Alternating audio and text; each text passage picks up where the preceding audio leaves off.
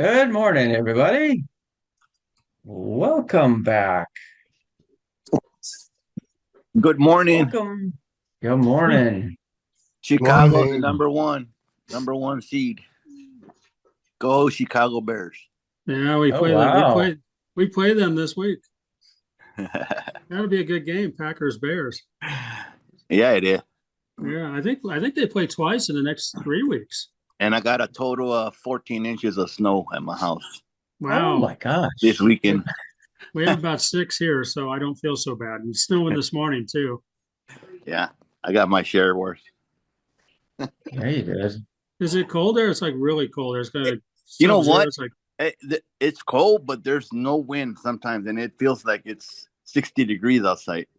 wow. Well, Yeah, that's and Chicago's. Wow. That's Chicago's 60 because I used to live there. I know what exactly Chicago 60 degrees looks like. 30. Yeah, exactly. It's like, man, it's warm out. I'm putting the shorts on. Yeah, yeah, but it's okay. All right, well Wow. let's get rolling here. It's Monday, December 1st. Markets are down a little bit. We're starting this. I call this the 3 week sprint to Christmas. So we have 3 full weeks of trading. It's going to be busy. End of the quarter, end of the year. Going to be a lot of shuffling around by institutions and funds and things to shore up their books. Then we have 2 weeks of trading, kind of like we just went through last week. And last week we ended up on Friday. It was a short and trading day, half a day. About 289 on the Dow, 151 on the Nasdaq, up 36 on the S&P. Advancers were 61%, decliners 34. Those stocks trading above the 50 was 46.8%, so still not at 50, but those over the 200, 51.8%. Today, we still have earnings, amazingly. Credo Tech today, I think, and MDB, which is MongoDB. And then tomorrow we got, I think, CrowdStrike, Marvell, PSTG, OKTA, American Eagle, and for those who like soccer, Man United over there in England. And today is Cyber Monday, and you can see we're down a little bit today, basically. And I'm going to go back, take a look at last week here. And here's a heat map of the S&P from last week, and you can see a lot of green last week. And when you think about it, for the week, the S&P was up 3.7%, the Nasdaq up 4.9%, and this was achieved on week daily volume. We talked last week about the volume would be off, and it showed really low institutional conviction last week because a lot of those guys take off and for the week, and you just see lower volumes. So you see a lot of retail in there, and that's we saw the low volumes, and I'll show you on the charts. The volumes were low, but prices were up, and that's not unusual during a Thanksgiving week. And normally, when you see Thanksgiving weeks look good, you see December look good 80% of the time, but not always. So we'll see what happens. So the question now is, will the return of this institutional money confirm or deny the holiday, the Thanksgiving holiday upturn? And so the market direction traditionally this week hinges on really two forces. The resolution of the low volume effect, which is what we're looking at here. Low volume caused higher prices. You can see here on the heat map, and then the strength of the underlying market sentiment. And when we're talking about the sentiment, we're talking about consumer health and holiday spending. We're going to have, I think today's Cyber Monday. We had Black Friday, and then people are looking at this rate cuts. You keep getting differing talk about rate cuts, rate not cuts, and so it makes markets go up, makes markets go down. So the market direction this week, and you're seeing pre-market here. You saw, we're down a little bit. Again, it's after a long holiday weekend, basically. At least 4 or 5 days off, basically. And so you're going to see a lot of orders piled up. You're going to see a lot of volatility at the beginning. Same thing we see every weekend, only double because of all the time off we had. So let it shake out a little bit for half an hour, 45 minutes. So really, when you talk about low volume, the low volume rally is essentially a technical signal that needs validation. So as this institutional traders come back from the holiday, volume will start increasing today. We'll see it. Uh, if buying momentum continues, to the upside, uh, and on rising volume, it confirms that we'll probably have the recent gains and it signals potential continuation of what we saw in the rally. And conversely, if high volume brings aggressive selling, and we don't know that yet because we're in pre-market, it suggests the holiday rally may be short-term liquidity-driven anomaly, uh, and we may see a sell-off. So we're just going to kind of wait and see how the volume goes and which direction it goes as the institutional guys get back into it. So with that, let's go and look at some charts, and we'll look at. Let's come down here. Look at the Dow again. You had 4 days last week of trading, and you can see here on the Dow, you can see the volume went down, and the volume at this point 2.2, and it was 5.6, so basically cut in half, like we said it was going to happen. But with the down volume, you saw upward price movement, and we're going to open up right about where we opened on Friday, so down below resistance, down below where we see sell orders again parallel. Pretty much Bollinger Bands. Do have a crossover on the MACD. Had one back on the stochastic upward moving momentum. We've had 1, 2, 3, 4, 5 days of up, on lower volume. So normally, you want increasing volume and seeing that go up. But again, it's not unusual to see this. We go to the SPY, see the same kind of thing. Lower volume, but not quite as much, as we just saw in the Dow. The Dow is 30 stocks. Again, upward momentum here, but right up against resistance. We're going to open up below where we close. So again, we're hitting resistance up there from an intermediate level, and same right here. Going to open up lower on the Qs. You got resistance right above and sell orders. You can see, the volume down again with price going up. So a divergence of volume versus price, and we saw that in just about everything. So we'll see when volume comes back, traders come back. What the real market's going to bring back to us. Let's look at gold. Gold's up today, right up on resistance. It was where it closed, and we're up on the upper Bollinger Band, kind of spreading a little bit on these Bollingers. So we're going to open a little higher. These are kind of what you see normally. We were talking, gold and in the equities market, we're kind of correlated going up and down together. And now we're seeing a little bit of divergence. We'll see if that continues on. You see that same in the silver market. Silver is really taken off. You can see gapped up here. And we're going to open up even higher right below where we have sell orders on silver. So silver, is taken off. If you're thinking of trading, it's been a nice trade Friday, but again, volume was down. You didn't really know, except volume. I guess volume in silver was up on Friday. So again, look at that. So money was moving into silver on Friday. I want to go back and check gold and see if that was the same in gold. Oh, gold was down. So silver was up. So you're seeing that silver move up. And some of them were talking about how the silver market blew up the CME, when that server overheated or whatever in Chicago. And, who knows what to take out of that. UUP, we'll look at the money. This is the dollar index. It's come up and hit resistance, and now we're just kind of heading sideways on the dollar index, although the oscillators look lower, but you didn't see that volume cut off. It's kind of about the same over last week. When we look at Bitcoin, Bitcoin took a little bit of a dump yesterday afternoon. Here we are. You can see we're still kind of in this sideways trading box we've been into since the 17th of November, going between, 95 and down here to 85. Again, these are psychological levels of support and resistance between 85 and 90, 95. Again, I have right here, this was my line from way back in March of 82. It just came down and kind of hit 82 and bounced back up. So we're still within this box. Oscillators on this have turned a little bit. If I go back a couple of years, it'll let me do it. Yep. So here's where we are. Here's my 82. You can see where 82 was, kind of in that area there.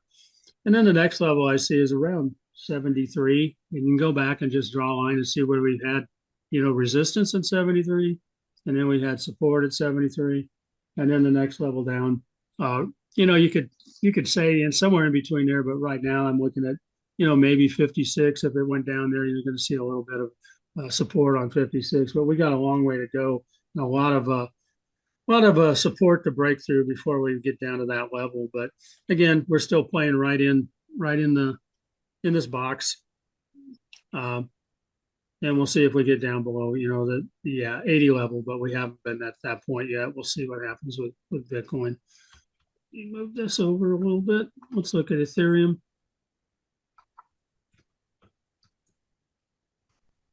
Now, when you think about Bitcoin and Ethereum, it's open. These trades are open 24/7, but that doesn't mean they don't trade thinly on weekends. There are fewer active market makers, and order books become thinner, and they're more sensitive to sell pressure. So it's like trading in pre-session and post-session in the market.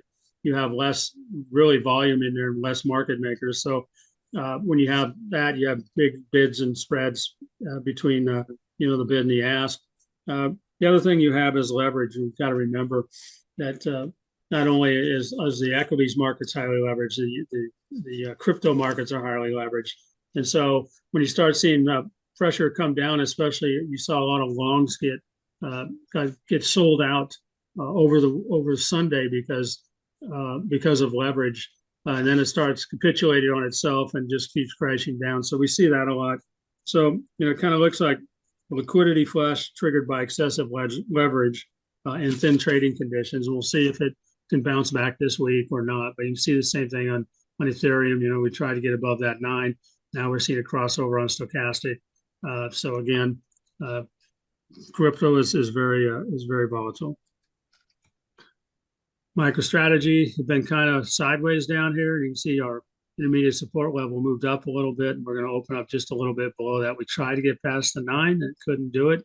We've been fighting this 9 for a while. But again, the MACD looked like it was going to turn. It had flat stochastic and really a flat RSI. So again, kind of back in that box level. You can put a box around that and see if it goes higher or it goes lower on MicroStrategy. NVIDIA is going to open a little bit lower. You see this trend on NVIDIA. It's just from upper left to lower right. So the trend is definitely down. We're below the 200, below the 50. Right here on support again. We've hit support. We're going to open up below support. And again, you got the oscillators all the way back. MACD hasn't been positive since the 6th of October. We're still seeing it heading down. We're going to see a crossover on stochastic on NVIDIA. Again, NVIDIA is the largest stock. It's 6 to 8% of the S&P movement. NVIDIA. Meta, had this kind of rise. We're talking about a swing trade. You get in, you're getting above. Still moving up. You got the sideways Bollinger Bands. We're going to open right about where we opened on Friday. Oscillators still look good on Meta, but with the markets going up and down, you got to be kind of careful, especially these sideways Bollinger Bands. But again, it's come down, it's hit support, it's rolled back up. We'll see if with the tide going out takes all boats down, or if Meta can continue to move up. But right now, it looks like it's going to open. And look where it's opening, just right here on this line. Look, go back. You can see where there was support and resistance just on that level right there. So we're bouncing off kind of that support resistance line, and that's what we're going to open.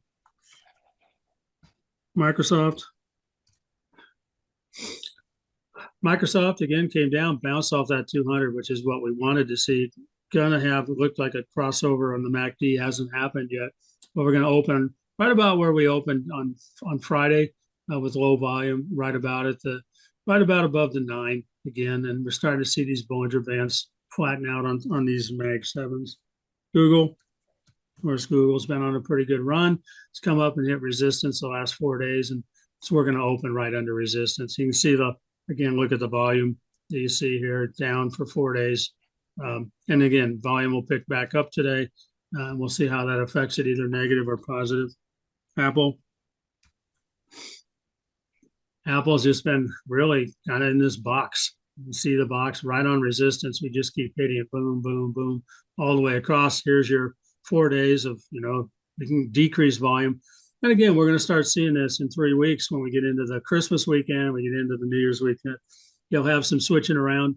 A lot of that will be done probably the week before Christmas for these funds to switch back and window dress a little bit.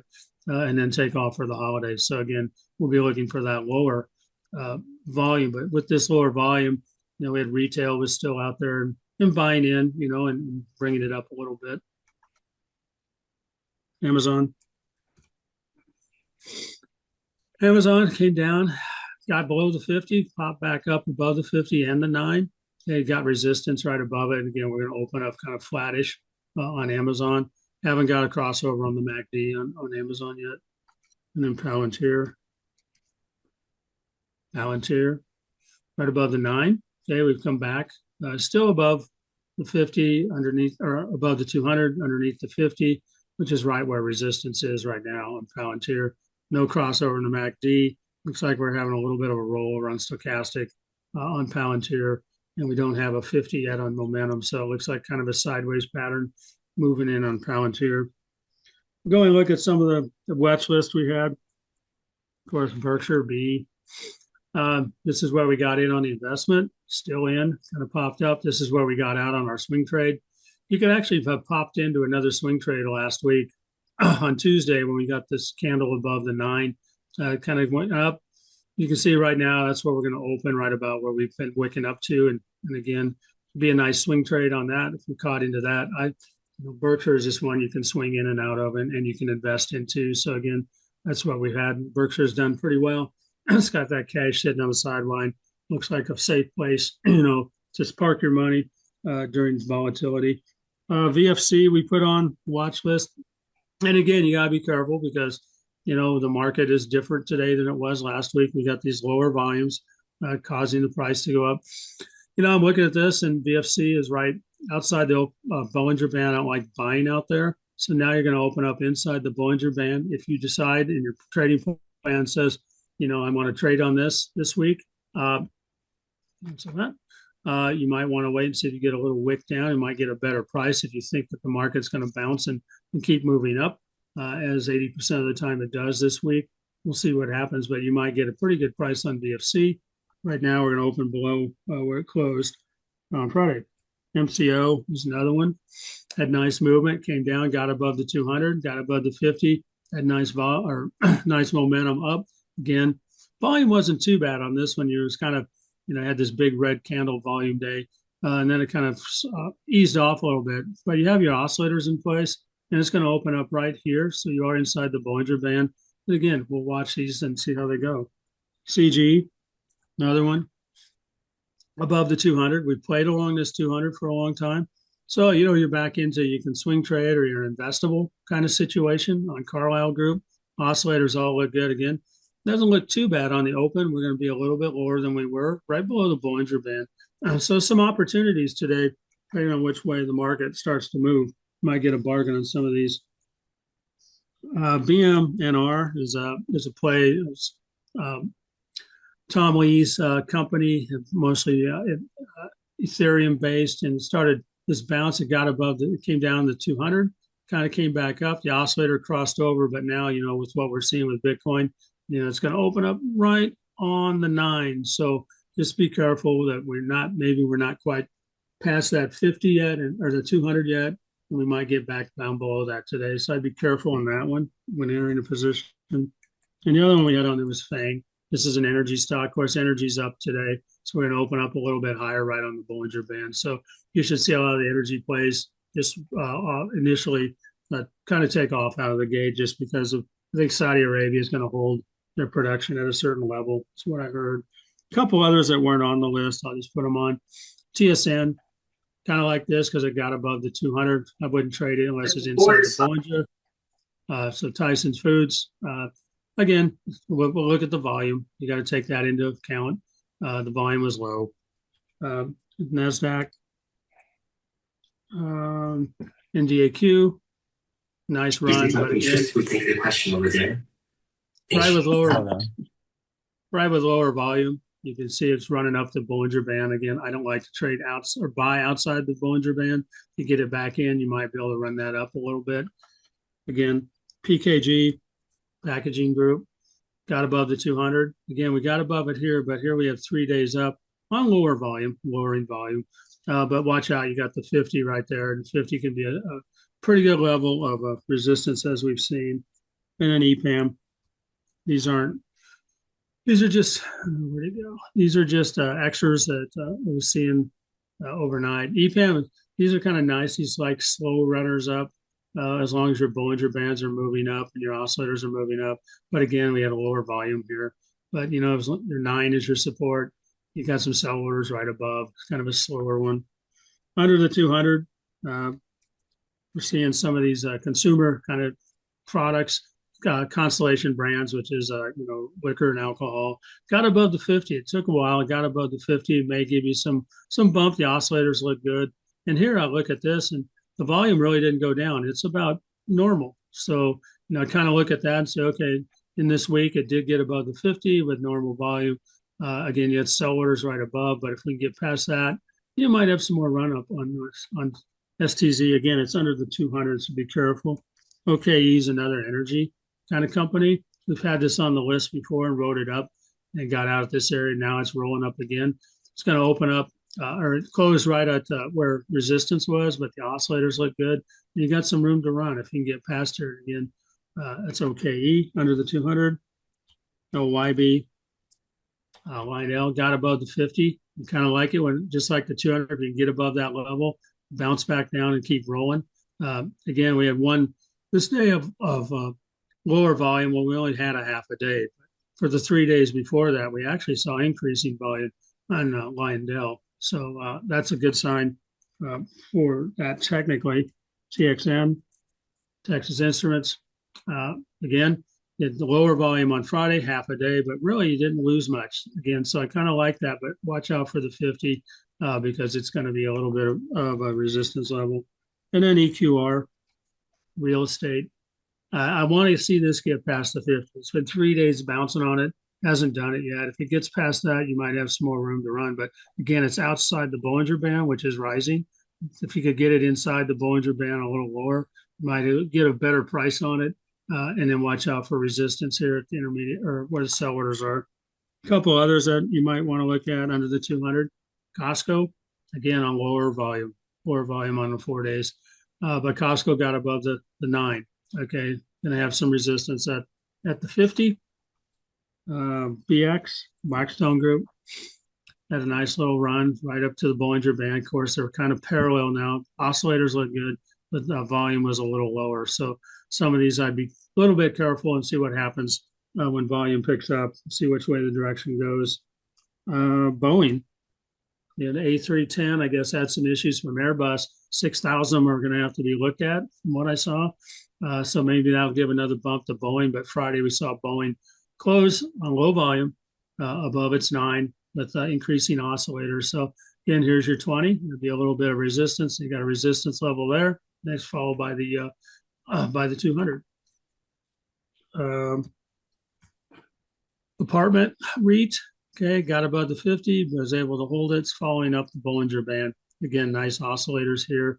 Lower volume, as we saw for a lot of the week, but right above the 9. Now you're above the 50. You got some sell orders here, about 138.53, again, under the 200. Flute. Again, we like these that come down, hit support, 9 comes down, rolls the right direction. Again, kind of lower volume, but kind of same here. Up above, we got resistance at the 20. Then you've got sell orders at about 216.88, and then the 50 is way up here. So you might be able to catch some momentum on that. I like the oscillators on there. And DPZ. Last one for under the 200. Again, we're seeing these come up, retest the 200. Watch the Bollinger Band. If you can get in on the inside, you might be able to run a little bit of Domino's Pizza. Seeing some of these consumers come back, people are going out and have to eat and things like that. So a little bit of a shift in some of the movement. Going to see a little bit moving to energy today. And I think that's what I got a little early today, Trent, but a lot of them out there. I'd just be careful, definitely with the volume coming back, see which way this market's going to swing, which way the institutional guys are going to take us. Historically looking, when you have a good week of the holiday week of Thanksgiving, 80% of the time, you see a pretty good December. December is usually one of the better months of the year for the stock market. Of course, everything can change. We're very fluid and everything goes on. So that's what I got, Trent. over to you. All right. So, I started the month of November with preserve, protect, and grow. I think this is a theme that I think we should all continue to focus on as we go through the next 12 months. We'll check out the S&P where the option market is pricing in resistance support and then the bull bear fight line. So right now, big resistance at 685. We saw it get close to that on Friday. And remember, Friday was a half trading day, and you can tell that by look at the volume, just down here around nothing. So big day on Friday the 20th of November, and then it slowly declined over time because we got into half days on Wednesday and Friday.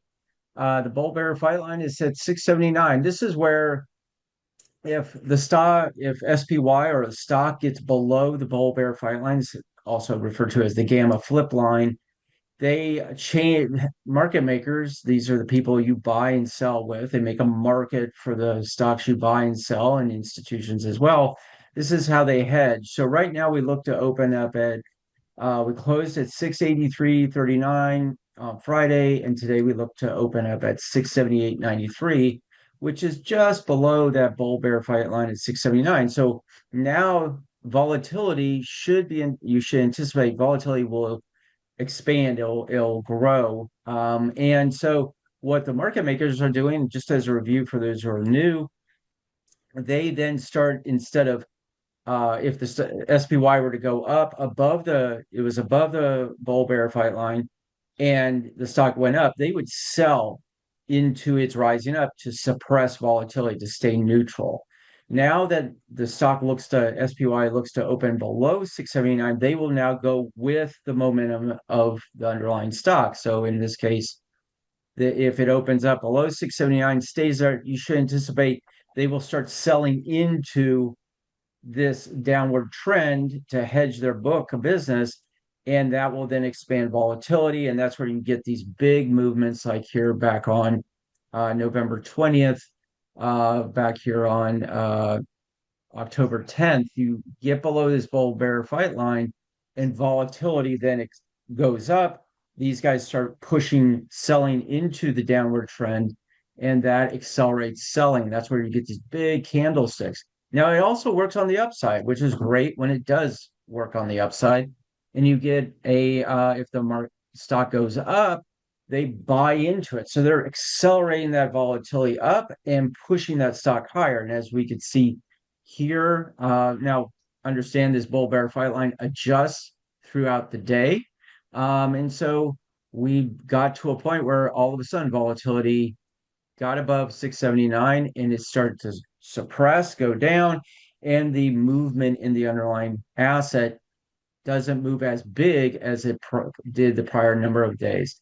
So support here is at 670. So if we continue to be below the bull bear fight line, 670 could be our support level. Secondary support is at 660. So what's going to have to happen for this to reverse course and go higher?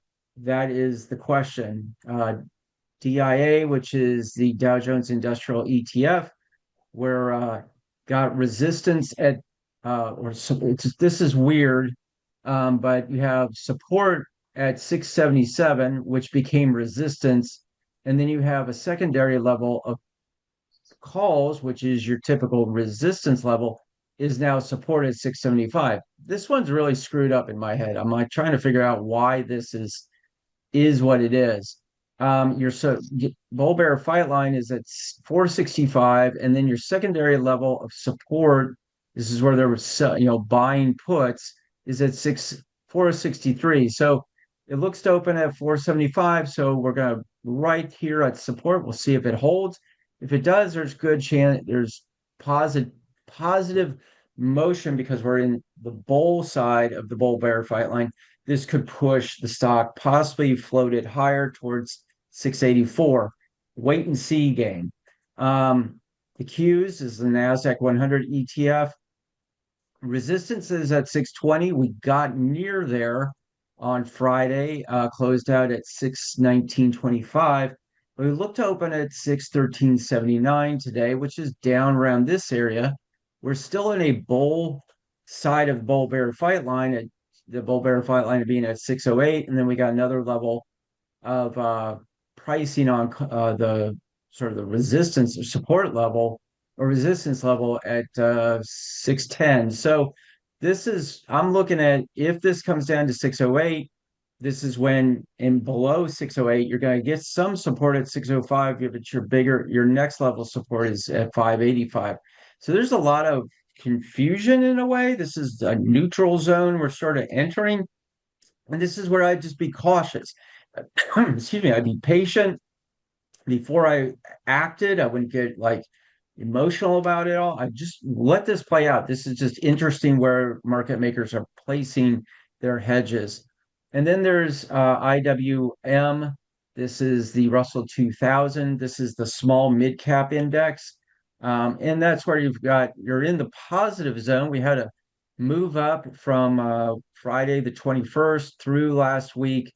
And then we're now we closed out at 648.75, and we look to open at we closed out at 248.75, and we look to open at 246.07, right there on that bull bear fight line. So when you see small cap and mid cap weaken, that's a leading indicator that the majority of companies in the United States are having trouble. They're struggling. Remember, they pay more money for financing, so they're paying more money to finance their expansions, their debt, that kind of thing. And that's something to take into account. It can be a leading indicator to where the economy is going.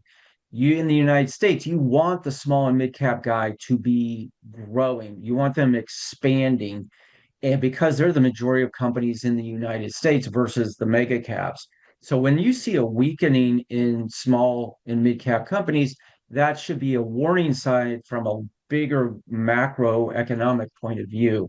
So we got resistance at 250, bull bear fight line at 246. We're going to open right at it, and then support at 240, and then a secondary level at 235. So a lot of potential downside here as we enter the first of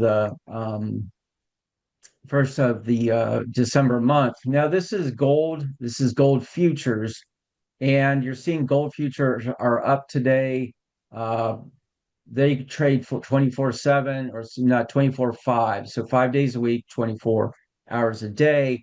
And so we're seeing a 65 basis point move higher in gold. Um, this is something I listened to a Stan Druckenmiller interview that he did in 2018, and he talked about his leading indicators to where an economy is going. And he pointed out that when you see gold rise, that is a defensive positioning. And we've seen that since back here in September, as well as defensive companies, staples, utilities. When you see staples weakening or defensive companies weakening, defense sector weakening, you're starting to see the economy slowing. And in those areas, we are seeing that. Utilities is usually strength, that's a flight to safety, and then as well as treasuries as well. We're in sort of this yellow flag territory when it comes to the macro conditions. But one of the things that we're seeing is that gold has been rising since September, which, think about Warren Buffett. He has been raising probably for 12, maybe 18 months cash. He's got over 300 billion some odd dollars in cash or short-term treasuries, and he's just been stocking up. And he has his own Buffett indicator and the whole bit. So he has been basically he's been taking money off the table from growth, and he's preserving capital. Now, to protect that, you put money in cash. Cash is losing money, value on a 10% average annual rate right now. So how do you hedge that falling value of your dollar? You buy gold, and gold rises typically, and that hedges out that inflationary or that devaluing of that dollar. So it's preserve, raise cash, protect, buy gold. Second way you can protect your assets in a market like this is through trailing stops. You can use them on short term. We talk about that quite a bit, but you can also use them on long term, and you can create a formula using standard deviation of a stock on, say, a monthly average, and then price your trailing stops just below that so you just don't get stopped out right away. But as it goes up and you've made a lot of money because we've been in this growth mode since what, 22, 23, and you've had explosive growth. Now we're in a transitional phase. Someone will say stagflation. I would lean towards that, where he has slowing growth. And I'm not just talking about AI. AI's had growth, and we saw that in NVIDIA earnings, which are questionable how they did it. But if you look at the overall global equity and economy, things are slowing. So we're slowing. Inflation is still high because our dollar buys less because it is weakened. And now we have to hedge that. So we're now in a phase of preserve, and now we have to protect. So you got major gains in stocks, you got to protect them because we're in this weird category that could flip on us pretty quick. So gold is one of those hedges. And I'm not talking GLD because GLD is a basket of companies who are related to gold. Well, as we all know, if companies are run by humans and humans do sort of not smart things sometimes, and those companies could be in jeopardy. So if you can be able to buy a portion of your portfolio in gold, then you're starting to preserve that cash you've raised. And so one of the things I'm looking at is you've had enormous growth for 3 years, double-digit returns in the S&P, and historically, it's never had a fourth double-digit return in the fourth year.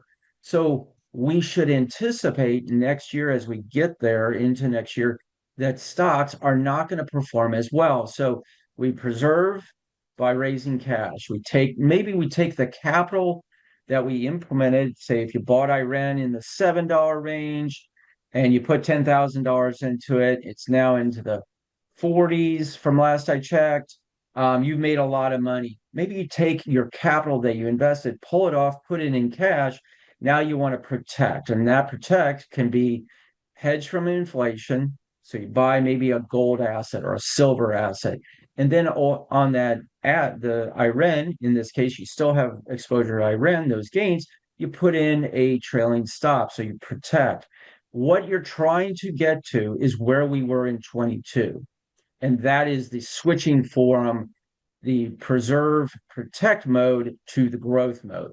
Now we're in this mode of we got to preserve and protect, and we want the opportunity to grow. So if I protect and those stocks come down and come down to more reasonable valuations, then I can re-implement that cash that I protected, and I can then start the next growth cycle. So think of this as this is like the seasons. Mark sent me a picture. He's got it behind him. It's cold, it's wintry, things are freezing up, people are hibernating.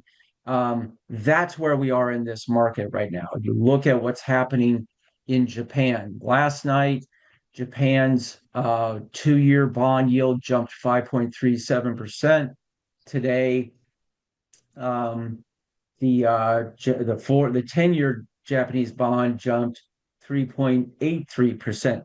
That's a big deal in the bond market. Remember, the bond market is a slow-moving conservative market, and Japan has been a great place to go borrow money from, convert it to US dollars, and buy US assets such as treasuries, and in some cases, AI stocks. Well, the Japanese Reserve or Federal Reserve is basically saying they're going to raise rates because they're fighting inflation. Probably the first time in 30 years they've been doing this. So they're going to raise potential rates, which is going to raise the cost of borrowing. And so that money that was borrowed a while back is now coming back to Japan and being repatriatized to Japan and paying back those loans, which is coming from somewhere. And that is why, in my opinion, you're seeing the equity markets struggling in the United States because that money's leaving the United States and going back to Japan to pay off those loans that have been made. Now, it's I've seen some commentary on YouTube that there is no Japanese carry trade, but it just makes sense that there is. If you could borrow money at 0%, bring it to the United States and buy a 4.5% yielding asset, margin it up, you're making a ton of money. But when that reverses, you've got to repatriatize that back to Japan and reverse those trades. And I think that's what we're seeing in the equity markets overall. Um, where volatility today, it looks to open at 1804, up from yesterday, Friday, where it closed at let's see, at 1634. That's a big jump. That's a 10% jump in volatility. We're still in the investable bucket below 19. But once we get into the chop bucket, like we saw for the last couple of days in November, markets get skittish and they start to sell off. You see more volatility and movement. So think of this as hurricane numbers. This below 19 is like a one or two, category one or two hurricane in the Gulf. You get into the chop bucket, that's a three or four, and then you get in the F bucket, and that's a category five hurricane. That wipes things out. And I've seen that here locally, here on the Gulf Coast of Florida. But what we're seeing is now volatility is starting to inch up, and that's going to put more pressure on the equity market. So, bottom line is, got 3 weeks left. Take into account market makers, institutions, they are coming into the end of their year, and this is bonus season. They want to lock in bonuses, but also you have monetary policy in Japan, which is what, the second, third biggest economy in the world. They're now starting to fight inflation, which means they're raising rates. And so that eventually affects, passes over the Pacific into the United States. And now we're also seeing questionable decisions from the Fed here in the United States about lowering rates going into this December meeting. It looks like a 50-50 possibility. They won't raise lower rates, or they just stay still, because inflation still exists.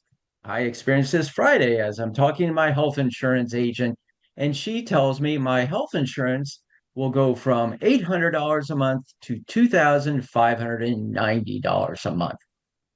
Holy crap. Congratulations. Yeah, thank you. That's $30,000 a year I would pay in health insurance. Guess what I'm doing? I'm probably not going to have health insurance next year because of this.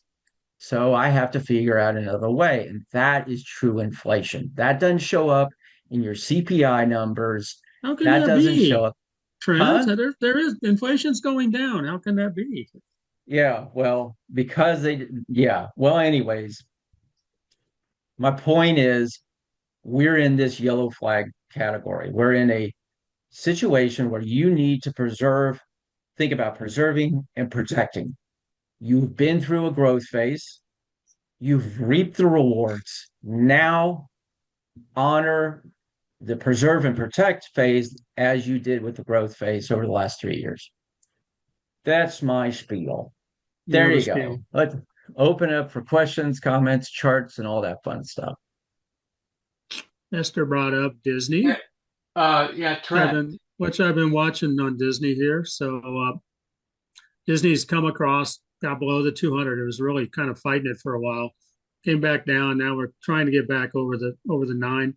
Might be a good swing at some point. I don't see a confirmation yet on the MACD. Again, I'm going to my trading guidelines, and it's still at 40 on the RSI. But I'd watch this and see if it can crank back up, and maybe get back up to the 200, which would be a tough level of resistance. If you got above that, you might be back in an investable kind of bucket again for Disney. So someone had a question. Someone was talking about Trent. Yeah, Trent. Yes. There's a lot of discussion about Obamacare doubling in premium prices and stuff.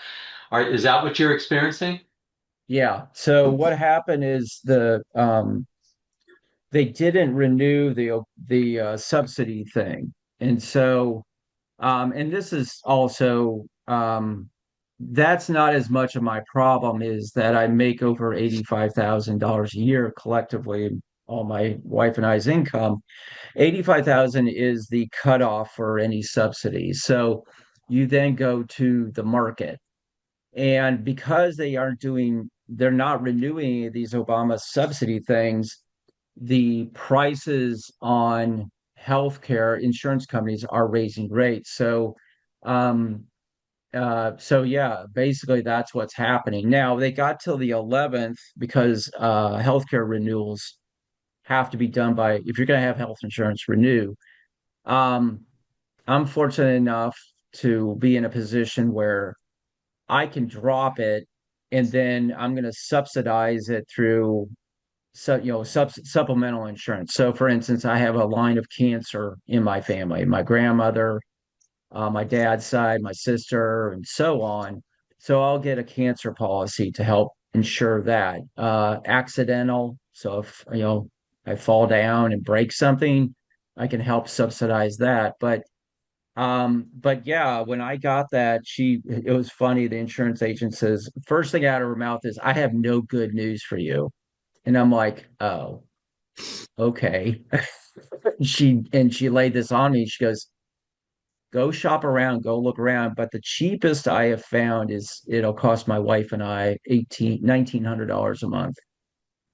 And so I'm like, I just have a problem with that, to Not be only honest that, with you. Trent, it's your car insurance, it's your home insurance, all Oh of that yeah. has, yeah, and your property taxes, all that stuff Yeah. goes up, and a lot of that's just not even calculated in inflation data. Well, here's the thing about all this. I'm talking to my brother-in-law yesterday. My brother-in-law has done very well for himself, but his wife, he has no health insurance at all and hasn't had it for about 3 years. And because it's just ridiculous. And I was like, well, what do you do? He says, well, Tanya broke her foot about 2 months ago. I was like, yeah. He says, so we took her to the emergency room and walked in. They said, do you have health insurance? He's like, no, I'll pay cash. So they bring it up. And so she gets 7 X-rays. She gets a boot and a referral to orthopedic. Or no, yeah, no, 7 X-rays and then the doctor's visit. 700 or $179 was his bill. So they will stop these furnaces in the Okay. That's the thing. That's the thing about it, Trent, is for me personally, in my own opinion, insurance companies are what's keeping us out of open markets in medical, because you can go do that. But if you go look and you have health insurance and you look at that, they may charge the health company $12,000 for that, and you got $80 deductible or whatever.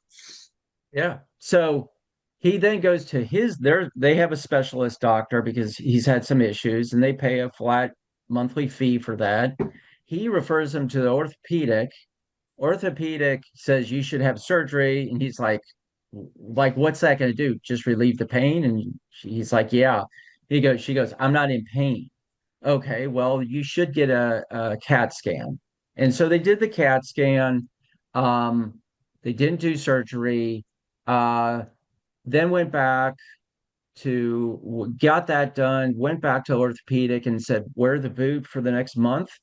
And if the pain isn't bad, you should be fine. All in, X-rays, the first visit, X-rays, all this, $800. $800. And I'm like, dude, that's like nothing. He's like, right. He goes, these guys are they want cash versus fighting the insurance company. So that's what I'm facing. But as my insurance agent said to me, she goes, it's not just like you. She goes, I have a client who pays $54 a year or a month for insurance, health insurance for him. His went up to 200 and some odd dollars. And he's like, I can't afford it. I mean, he's like, I mean, he's minimal income. He's right on that, since these subsidies will go away, that's the bigger effect. As I said to her, I said, here's the domino effect. These people get off health insurance, they go to the emergency room, they don't have money to pay. They bill the guy, right? They don't have money to pay the bill. Now the hospital is out the money. I mean, it just becomes this doom loop. And I guess the hospital, I wouldn't invest in hospitals or like medical right now, because if this doesn't go through, if they don't revive this subsidy thing, that's the hospitals are going to get crushed, and they're already not making any money. And I My think that's where the insurance industry is also going to get hammered too. And one of that's my best friends, he owns a medical billing company, and he says you wouldn't believe the amount of write-offs that people won't pay, and the doctors just say, just write it off. Then, it's amazing. yeah. I mean, as long as you pay something. So like let's say I like a couple years ago, if you all have been members, I think it was 23, I fell on my face and I basically bashed my eye was all swollen the whole bit. I went to the emergency room. They billed me for 3 CAT scans, all this stuff. Ended up the bill was $22,000. Okay.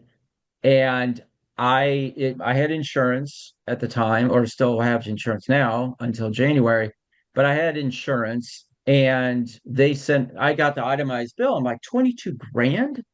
I mean, this is insane. They probably got maybe three from the insurance company. So they overbill to get a little. So now you have people walking in with no insurance and no way to pay. They're going to take them. I mean, they're not going to refuse them. They eat the bill. The hospital eats the bill. So, not to say our government should subsidize healthcare, which is you and I, but there's got to become a reasonable level. And these are things that affect GDP growth. These are things that affect the United States growth that sometimes we don't factor into this thing is the cost of living, the true cost of living. And we've seen that with food, we've seen this with other things. And I think this is where we've had these double digit returns for what almost going on 3 years now in the S&P. We've never had a double digit 4 year return in the fourth year. And that's where I look at this and go, there's a lot of yellow flags saying, hey, maybe you shouldn't get in the water. Maybe you start really preserving and protecting what you've made in the last 3 years. And this is one of those I'm being affected by. So Trent, what about people that have like risk like you have to cancer? Those are catastrophic failures in the health system. You Right. need to have something for that, right? I mean, Yeah. So I'm looking into cancer policies. I have found a handful. For Ginger and I, spouse, the ones I have found are about $20 a month. I'm like, and so see, I'm probably, I think and that's I'm what's like, wrong wait a is second. that insurance companies have taken us out of like the free market for pricing true cost of medicine, Yeah. don't you think? I mean, Yeah. So I even went into Claude and I said, run a geometric Brownian analysis on my probability of getting cancer. Here's my family history. Here's how old I am. Here's what I weigh. Here's how my health, everything I could think of. I have a 26% chance of getting prostate cancer. I mean, in the next 12 months. That's a pretty low probability, in my opinion. So I'm like, okay, well, I'll get a cancer policy and for Ginger and I, and I'll pay $20, $30. I'll pay, if it's $50, I'll pay it, no problem. But 2,500 for something that low probability of happening. I mean, there's a lot of little things, and I've thought about this, and I'm like, okay, I need to really dissect this. But as my brother-in-law said, the insurance industry has convinced us we have to have this mega and we got to pay it. We got to do it. And that's how they make money. And that's why they're oftentimes a good investment. That's why Warren Buffett owns what, Geico, I think it is, or Progressive? he owns quite a few Geico. insurance companies. It is a cash cow. But I think that's something that we as citizens and we need to question things. And is there a different way we can cut this cake? Is there a different way to slice it? And that's where I'm at. I'm like, $30,000 a year that stops Ginger's and I's doing, retirement down the road. That puts a halt on it. And I'm like, So when you look at what Buffett did, he took all the premiums that you pay, your 30,000 that he's not paying out, and he invests in companies or whatever, treasury bonds or whatever, and makes money off. And that's how Berkshire really got moving, by yeah, taking those premiums, reinvesting them, and hoping that there was not, a catastrophic payout. You know, yeah, and that's how yeah, he's been successful. That's his cash flow. yeah. I mean, the way I'm approaching this from a personal financial standpoint is if I was going to pay just say 2,000, that was my net payout, left over after I get my supplemental insurance. So let's say that costs me $500 a month, right? I get the best one, accidental hospital stay and cancer policy. I spent $500. So I got 2,000 left over out of what I've been quoted for the full insurance. I take that 2,000 and I build up a cash reserve over the next, say, 12 months. Okay. So that'd be 24 grand. All right. So I got cash, 24 grand in cash. Maybe instead of putting it into a money market account, I put it into short-term treasuries and I pick up 3% 4%. or something Yeah. like that, right? So I'm fighting inflation as well. But when I need the money, something happens, I need to go to the doctor or I need to pay a bill, I take it from that. And I become my own insurance company to an extent. But I do supplemental for the catastrophic stuff. And I think if I'm at it, I'm 56, I'm in good health. And this has really brought up hey, what are you eating today? How are what medicines are you on? Are you working out enough? Um, that's honestly, that's what I've been thinking about since Friday. It's like, okay, I need to change a lifestyle change so I don't have to use this. So yeah, but then you think about that. This is what kind of things affect the average American. And if you have health insurance through your company, this is what affects the company, which hurts their bottom line, which hurts your bottom line eventually. I wish Bob was on here. He could address this, but yeah, these are things that we don't think about. And that's what slows down GDP growth. That's what slows down employment growth, all this. So, I mean, that's one of the big things why people take jobs is for benefits and especially healthcare.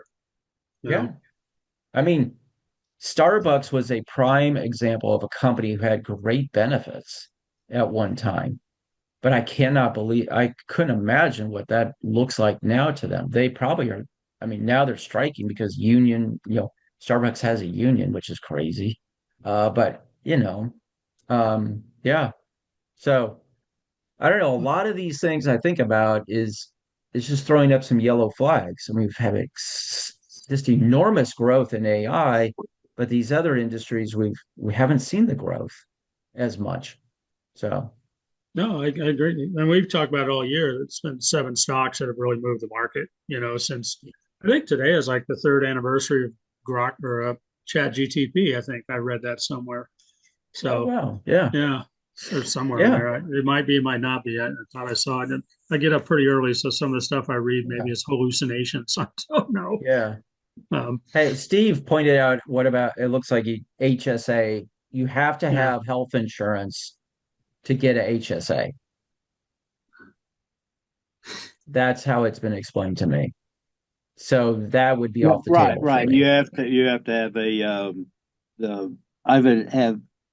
I've had an HSA for years, but you have to have what is referred to as a high deductible medical Yeah. plan, and My that's my what that. Well, I'm just see, saying.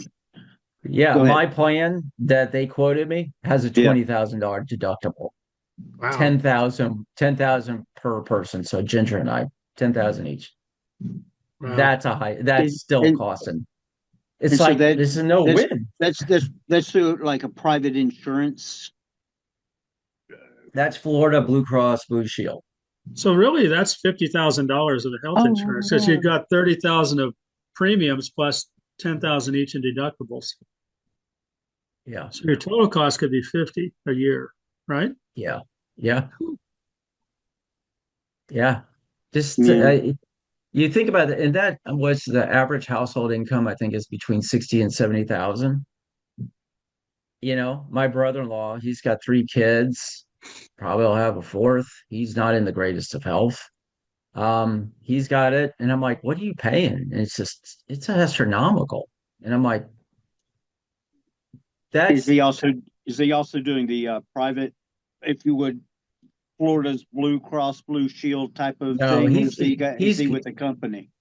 he's with a company. He's going through. No, he's not with a company. He's self-employed. He's Gotcha. got. It's called My Am Better or My Better Am Better Yeah. AMBETTER.com. I think it is. I looked at it. It's still gonna run me $1,900 a month. So it's Well, this it's comes down to ridiculous. like the whole idea. You said 85,000 was the threshold. For Yeah, I mean, so the yeah, key is how do rich people do it? Well, they don't have any income. Everything's written off on their business or a loan, so they have zero income. And that's what you hear that senators talk about how many people who are very wealthy get all these subsidies, and that's because they don't have any income, even though they're yeah, rich, because it's all written right. Well, down. And that's but Ted, we can be that smart too. We can be Well, that and Ted, smart. here's the thing. What I so this I got off the phone with this lady at 12 o'clock on Friday. I'm like, okay, so if I have a solo 401k for my business, for my age, I can put and I do a profit sharing. I can put up to $77,000 into a solo 401k. So that reduces my income. And then I could get a HSA and I could put up to $9,000 into it. So I'm getting, you know, and then I go, okay, now what do I live on? I'm like, oh, what do I live on? Like you're just all of a sudden putting all this money away, which is great for retirement, but now I got to pay to live, which means I got to That's make on. more money, which I would have then a ser- works I would have against a me. serious discussion with Ginger and say you got to raise the prices on that art. Yeah, no doubt. She Yeah, had a because good I day gotta on live. Saturday, Because I but I gotta mean, live. still, I'm like, I don't and know. being in I Florida, aren't margaritas cheap? No, I live in a tourist town. Like a margarita is like $15, dude. You Oh should open a God. margarita stand. You should Yeah, open a there you margarita go. stand. I should. Well, yeah, but then I gotta get insurance because of somebody tripping over because they got too many margaritas. Oh I mean, it's just a man. doom loop. Well, But you could write that just off. There just you roll go. them into a bush. Yeah. But But I think you this cannot this take is you can't take your medical that you're doing and use it as a business deduction. so I already my so I have a S corp, and that Right, right. I'm paid. The S corp is paid, right? And so I pay my health insurance. But in the end, that money then, you know, is Still, expense. Yes, you're right. but it's But still I from you. also get personal income off my S corp. I pay myself. It's it's just it's just moving money from one pocket to the other. And yeah, I get deductions and I work that angle as within the legal limits. But at some point, it just, And I'm running out of runway. right. And I'm sure you may have already done this, but just thinking out loud here, Yeah. based on that, basically almost a triple jump up in price. Have Hmm. you rolled that over to a CPA or a tax Here's person and here's just the let them? other thing that bugs the Yeah, shit out of me is I've been paying a tell me, CPA for please. 25 years Okay. and they have never come to the table with an idea. And No kidding. They're I'm like like, insurance. They're like insurance agents. If you don't go and say, "Hey, look, yeah, you got to do something about my premium," they won't do shit. They'll just let it roll over every yeah. year. Here's the advantage. Here's what Bezos does. I'll give you an idea. He has an average Bezos tax does rate of quite well. he has average tax rate about 8%. Okay. So what he does is he takes his stock in Amazon or stock in other assets, and you could do this as well. And then he uses that as collateral and borrows money against it. And that borrowed money is not seen as income. Okay. That's just borrowed money. So he essentially doesn't have Income. any income.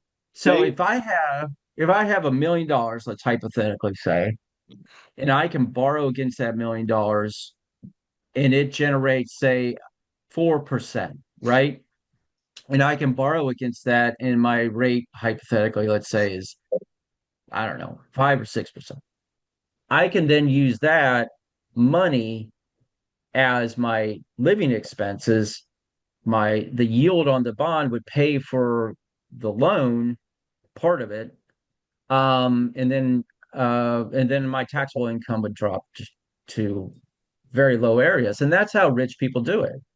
That's how the mega wealthy do it. And so you could just take that concept, and as long as you have an asset that doesn't fluctuate enormously, was a Robert Kiyosaki, Rich Dad Poor Dad fame book, that's using the value of a home, the equity in a home, and borrowing that against it, living off that, or buying another asset that generates the income. It's a whole different way of thinking than what we have been taught as basically retail investors. But the key is, I'll post it up on the Discord. But this guy explained your job is to figure out how to avoid paying taxes within the legal limits, and there are a lot of legal limits, and I think that's where I was like, okay, if I got a solo K or 401k, I could do this much. If I got a HSA, I could do this much. It just That it goes that, there's that goes different to ways. that goes to the carry trade too, because what they did is they borrowed Japanese yen on 0%, took it over, put Yeah. it in a money market, made four, lived off the Yep. four, paid them nothing, then paid them back the original Yeah. money. Oh, they borrowed the money, put it in treasuries, got four, and then borrowed money against it Yeah, and got more money right, and made 4% even more. But now that reverses. That's right. the risk. You're right. Yeah. Yeah. Oh, now my head's spinning. How does the loan get paid back? So if you Like Bezos. so he would just sell assets. He would sell a portion of his Amazon stock and pay it back. So they have that option. It's sort of like a margin account. If you have margin on an asset and it goes below, they sell your asset. He's got enough asset that he doesn't have to margin, or he doesn't have to borrow against all of it. And so he's able to sell off a piece of it and pay the loan down. But it almost sounds like Bezos is doing the same thing as the Rockefellers did of they basically created, or each of them creates their own bank, and then they do everything that they're legally able to do through the bank, which is they put the money in it and then they loan it to themselves. Right. So And the one thing, let me interject real quick yeah. for what you're talking about. Some of these folks and what they get paid. What most people don't realize when somebody says somebody gets paid X amount, like Bezos or something, Yeah. they get paid through stocks. They get paid in stocks, so they get a zero income. And when they pull money out, that's the only time they have to do anything with taxes. Yeah. It's capital So gains, long term capital gains at a lower Right, rate than your right. income tax. Yeah. Right, but so these here's talking heads on TV don't explain things that no. way. So so Bezos, let's say just Bezos he's got $1 billion and he takes a loan against it, he gets 500 million. Okay. That's it. That's his Collateral, pocket change. right. So that's what he lives on, 500 million a year. Okay. So the $1 billion in stock is now that's collateral to loan. So to protect, if that stock were to plummet, he protects it. So what he would do is what is called a zero cost collar. So he would buy puts below certain percentage below the value of Amazon, and then sell calls above it, sort of out of range. And so the premium he picks up on the calls pays for the protection on the puts, and it theoretically zeroes out the cost of that hedge. So if the stock goes down, the value of the puts offset the loss in the stock, which then keeps the lender happy. And so he doesn't have to sell it. He doesn't get a margin call or a call like, you got to pay this back. That's how these guys are doing. So they're hedging these positions. So if you had $1 million in Berkshire, hypothetically, you could say, okay, I want to collateralize that and I want to borrow against that. And I want to borrow, say, 50,000 or 100,000. You go to the bank and say, listen, here's my Berkshire. I want to use this as collateral, but I'm going to hedge it. I'm going to buy puts on the bottom or leaps, 9 months out, way at the bottom, buy puts, and then I'm going to sell calls against it and zero out the cost. So now I'm buying basically insurance on the value of Berkshire in case value of Berkshire falls. That gives the bank okay, as long as you can show me that every month that that's in place, that creates insurance for us that we're going to get paid back. And the dividends that maybe Berkshire is a bad example, but maybe you buy an asset that pays out dividends, it pays the cost of the loan and pays them back through those dividends. And then your income is the loan value or the loan you borrowed, the money you borrowed, but it's not income because but you're borrowing money to live. All of a sudden, your income goes to zilch. So yeah, that's how they do it. And that's what they don't want to tell you. I think I've been through Zilch. It's in Arizona. Zilch, Yeah, I Arizona. think so. I think I'm about to head there in January. There you go. But yeah, Yeah, but yeah, I we've think all been through Zilch at one time or another. yeah, right. Well, and I think that's the thing is we as investors, we as people, not in the 1% of 1%, need to like ask, how do you do it? And how can I apply that to myself? And Absolutely. quit being a victim and be a victor. You know, I think that's the attitude that we got to take. And that's why I go back to preserve, protect, and grow. We are in a preserve and protect phase right now in this cycle. Our opportunity will come, and that will be the growth phase. And that's how you build wealth. That's how all these rich guys are doing it. It's how they do it. So change the mindset, question I keep, everything. well, I keep going back to look at all the guys that run these companies have all been net sellers of their stock. Okay. Yeah. Yeah. I mean, Yeah. they look and they risk manage, and that's what they're doing. That's it. That's Yep. all it is. Yeah. All right. All right. Did we have anything else And anybody pull a want to little tell on? bit for taxes. Yeah. I mean, 8%. Yeah. So that they I pull mean, enough just okay. to pay their taxes and pay what they need to do, and then they move on. And Yeah. probably in the first 2 weeks of January, they earn it all back. Right. Yeah. So I don't know. Something to think about as we go into the end of the year is, you got I hear a lot of people on here say they got big gains in a lot of these AI stocks and you don't want to sell them. I get that. How do you hedge that? How do you preserve that capital? And I think that's the phase we're in. And so, we'll talk more about that in the coming weeks, but how do you preserve that? Because if you're up 400% in IRN, you you don't want to lose it. And you could pay taxes, you could sell it and pay short-term capital gains on it, or you could hedge it. And No, but that's where that risk management again takes place. It's I was up 400 or 500% in it because I bought it around $4. Um, yeah, but there's a certain point where it was okay. I'm seeing a downward trend. Next thing I know, it's going to be a falling knife, and I got to the yeah, point where it's like, okay, let's do this. If I'm right, good. If I'm wrong, oh well, I'll get back in. But at this point, it's down $10 from what I sold it at. So, and with certain things that I've seen this morning in regard, I believe to CoreWeave and Iran, or IRAN, I may just be moving back into it.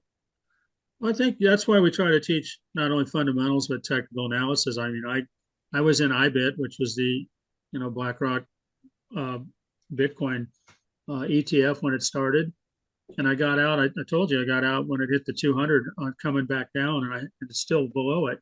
So I took that cash and I put some majority of it into T bills right now. Just wait and see what happens. and I put some and I moved it around to other areas and other, areas. So that's opportunity cost that, so I'm not making IBET. I'm not losing any money because IBET's still going down. I took it, my profits. Could I have gotten higher? Yeah. But I used the technical indicator, Paul Tudor Jones 200, the simplest indicator in the history of the world, got out, and I'll wait, and I'm in no Right. hurry to get it back invested right now until I see something, when blood's in the water, like Warren Buffett says, blood in the streets. Yeah. Well, what I've started doing, meaning I'm just started doing it, is with Seeking Alpha. I've started setting up for it to set notifications to share with me when certain things hit something. Because with the way my life is, I'm not sitting in front of the machine all day during market. Most people are not. So that's a good idea, Steve. Yeah, absolutely. Yep. All right. We'll back at it tomorrow. If you have ideas, questions, definitely share them tomorrow. Like to get more people having questions about just really everything. But just look at what you've made this year. We got 3 weeks roughly left in the year. You've done well. Start thinking about how you preserve it. And if you have questions about that, bring them to the table tomorrow. We'd love to discuss it. Yeah. Different ways of doing it. I mean, I didn't think we were going to go the healthcare way, but we did, and it was a good discussion. Yeah, Well, it yeah. always is. Yeah. Frustrates It me to always death, is. though. I know. All Yeah. right. All right. All right, y'all Everyone, take keep your care. heads down. Thanks, guys. Thanks. Have a wonderful day. Take Try care. to stay Thanks. warm. Done. If Yeah, you're in a double- Stay cold warm. area like I me. expect See to you hear everybody later. double their Yeah. money. All right. Live Okay. loud. See you guys. Peace.